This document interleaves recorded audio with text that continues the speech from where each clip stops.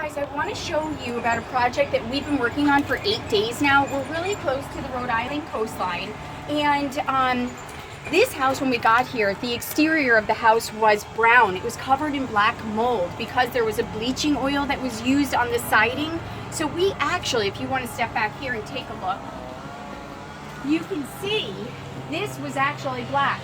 The house was black. It looked like it had a dark brown solid stain on it. We actually essentially stripped this house with a power washing. Actually, it took 3 days, and I use a product that I always use, which is Joe Max. I find that it works really well with removing dirt, salt if you're close to the water, anything that builds up over time through weather. And then if you have an oil-based product that you're using, often mold grows on it. That was the case with this house. So that was the very beginning of this project, was really stripping the full exterior and rejuvenating, reviving all of the shingles. Soon after we did that, we started on the prep work. There was a lot of prep work here. A lot of the railing systems, all of the railing systems, and on all of the porches, and there's 1, 2, 3, 4, 5 porches here, all of the railing systems were in pretty bad shape. There was a lot of rot. These are cedar spindles. There was a lot of rot, especially down at the bases of the spindles. A lot of peeling paint, a lot of exposed wood. There was a lot of rust bleed through underneath the bottom railing, and then also on the top and throughout, because of course they didn't use the right nails, screws when they built the porch railing system, and so they rusted. Of course they're going to rust, and it was bleeding through the paint. So after we had sanded everything, we then went and primed everything, all of the railing systems on this house, pretty much with a full coat of oil primer, a slow drying oil primer, just so it would thoroughly penetrate all of the fibers of the exposed wood. We then bondoed all areas that were necessary. A lot of the tops of the railings on the house were pretty damaged. So even some of the spindles are bondoed, just so we didn't have to actually replace them. We could fix them for, not forever, but for a period of time with the Bondo. We then went ahead and we top coated the spindles and the railing system and the railings. We top coated those 3 times with a semi-gloss trim paint, just because of where the house is located and the wear and tear that it gets.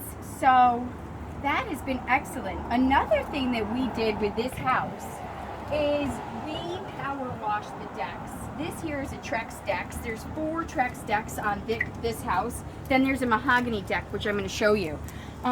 This Trex deck was really worn and tired from the sun and the weather, and actually just from high active areas, such as where the dining, the exterior table is. So the Trex was in rough shape. It didn't respond to the sanding. It just continued to look worn and faded and not attractive. So through research, I hadn't done this before.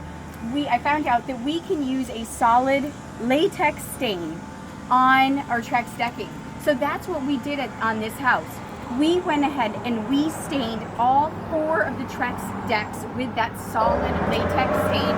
We chose Amherst Gray because personally I love the color, and also it was sort of similar to what was existing, just in case there is wear and tear. It won't show too much.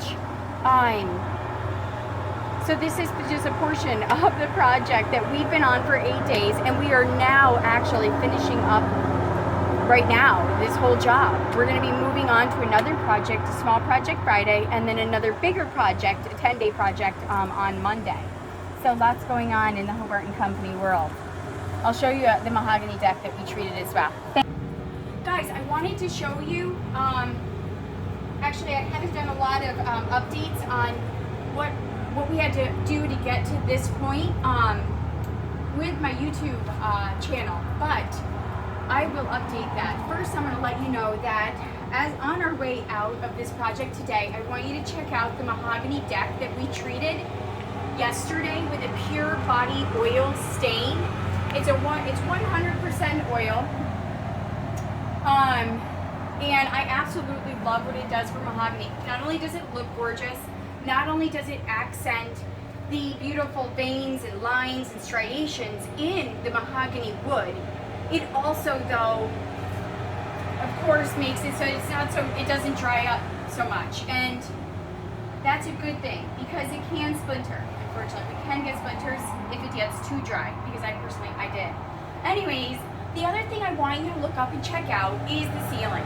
That ceiling was sanded with originally a 220 grit, no, it was a 180 grit paper with orbital sanders. We sanded down the existing varnish. We then treated it with the spar varnish made by Lenmar, which I really like. That's a really high quality spar varnish. We treated the ceiling once, and then yesterday we sanded down that coat with 320 paper, and we applied a second coat of the spar varnish on. So that actually looks gorgeous, but it holds up really well when you're so close to the water. And then, of course, lastly, I do want to make note of all of these railing systems as well. They were in really rough shape. Just a lot of bleed through, tanner bleed through, rust bleed through. We took care of all of that by sanding it, exposing it, priming it with the oil primer, filling where necessary, and then of course top coating it 3 times with our semi-gloss trim paint. So this is where we've been for 8 days, and we are on our way out. We will return to do some more interior work in the future, but I'm really excited about what we've accomplished. So more to come. Thanks.